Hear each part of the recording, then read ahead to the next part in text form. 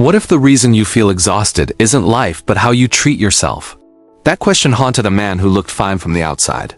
He woke up on time, did his job, paid his bills, and smiled when expected. But inside something felt hollow, like a room slowly emptied of furniture. He was a broken man, not because life crushed him all at once, but because he kept abandoning himself in small, quiet ways. Each compromise seemed harmless. Each apology felt polite. Yet one overlooked habit was draining his peace day by day. Most people never notice this erosion until the damage is complete. By then, escape feels impossible inside. He lived a simple, predictable life. Each morning followed the same rhythm: work, silence, repetition. His job paid enough, demanded little, and asked nothing of his heart. Evenings were quiet, spent alone with dim lights and unfinished thoughts. To others, he seemed calm, agreeable, and easy to be around. Inside, he was collapsing. He avoided conflict at any cost, apologized even when innocent, and accepted treatment he knew he did not deserve. Loneliness wrapped around him, not loudly, but like a heavy fog that never lifted. Every day felt heavier, yet nothing visible. Ever truly changed, he couldn't remember when it started, only that it never stopped. Disrespect arrived quietly, first from others, then from himself. He said yes when every part of him wanted to say no. He stayed silent when words burned in his chest. When people crossed his boundaries, he blamed himself for expecting better. Slowly, confidence eroded, replaced by doubt and guilt. Each day demanded more emotional energy than the last, leaving him exhausted before the morning ended. Resentment grew not just toward others but inward, poisonous and unspoken. Most people never notice this slow damage until they wake up one day and don't recognize themselves. He felt that moment approaching. The mirror reflected a man who functioned, but no longer respected who he was becoming. The weight of this pattern pressed on him daily, stealing rest, joy, and a sense of worth. He had given everything without keeping score, so when it happened, it felt unreal. In front of others, his effort was dismissed, his loyalty questioned, his worth reduced to silence.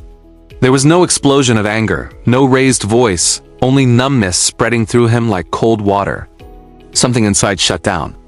Walking away, he realized this pain felt familiar, heavier because it was earned. For the first time, a brutal thought surfaced.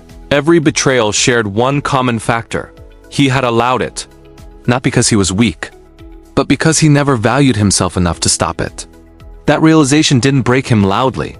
It broke him quietly, forcing him to look inward instead of outward. He withdrew from noise and people, not to run away, but to think clearly for the first time. In quiet moments, he replayed his past choices and noticed a painful pattern. Every time he abandoned self-respect to keep peace, life answered with loss. Every silence cost him something unseen. One evening, he encountered an old monk sitting alone, reading a worn book. The monk spoke only one line, calm and direct. Kindness without self-respect becomes self-betrayal. The words lingered. They challenged everything he believed about being good, patient, and worthy. That moment quietly shifted the direction of his understanding forever. The monk looked at him gently and said, "People don't respect you more than you respect yourself." The sentence felt heavy, not because it was cruel, but because it was true. He explained with a simple image, a cracked cup.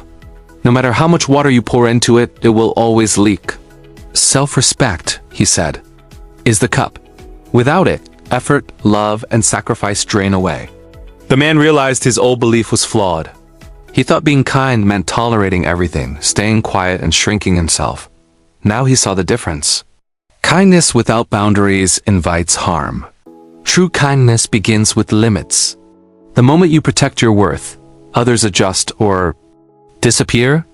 For the first time, clarity replaced confusion, and strength felt calm instead of loud inside him at last fully. Self-respect, he learned, was not pride or ego. It was choosing honesty over approval, even when honesty risks rejection. It was walking away from disrespect without explaining yourself, understanding that silence can be strength. And it was realizing that peace never comes from validation outside you, but from alignment inside you. When your actions match your values, tension fades. When they don't, life feels heavy. This lesson was not just his. It belonged to anyone who verges, over-apologizes, or feels drained by pleasing others. Respect yourself first, and relationships, work, and life begin to reorganize around that decision without guilt, fear, or constant self-doubt. He began changing quietly. He spoke less, but his words carried weight. He stopped explaining himself and started listening to his instincts. Some people drifted away, uncomfortable with his new boundaries, and he let them go without bitterness. In return, peace entered his days. The chaos inside him softened into clarity. Mornings felt lighter. Evenings felt honest. By society standards, nothing remarkable happened. No promotion, no applause.